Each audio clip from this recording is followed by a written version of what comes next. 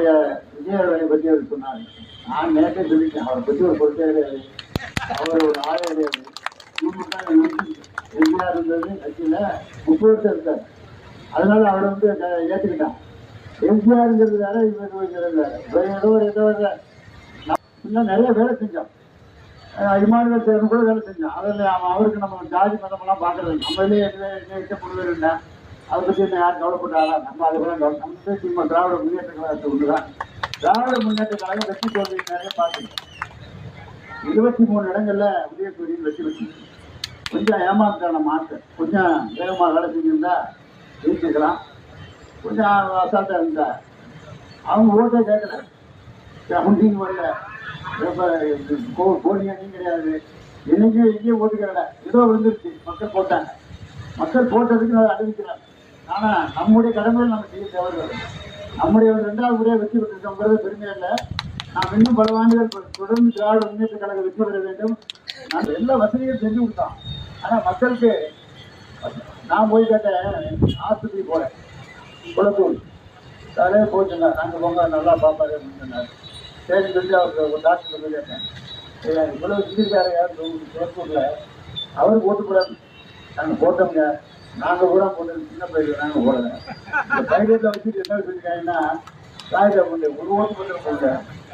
அது பயிர் சின்ன பயிர், 4 வயசு 5 வயசு 7 வயசு 8 வயசு 10 வயசு ஓட்டே இல்லாத இருந்துச்சுன்னா பெரியவர்கள் சரி உண்மைதானே ஒரு ஓட்டு போட்டோம்.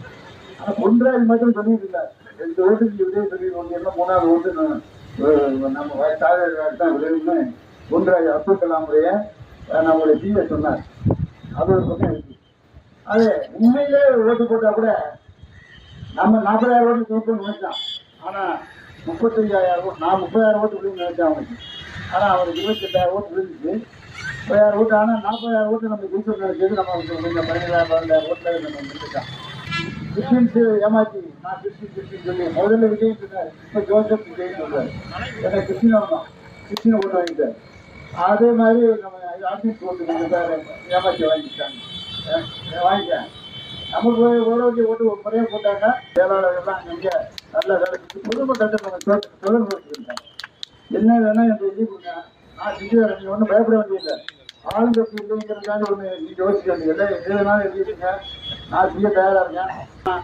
மக்கள் வந்து யார் வந்தால் வேலை செய்வா, யார் வேலை செய்ய மாட்டா என்பதை உணர வேண்டும். மாற்றம் கண்டு வாக்களிக்க வேண்டும் என்று கேட்டுக்கொண்டு நீங்கள் அனைவரும் உதயசூரியன் வாக்களிப்பதற்கு ஒரு அருமையான நன்றியை தெரிவிக்கிறது. திமுக வந்து யாரும் ஆட்ட முடியாது, அசைக்க முடியாது.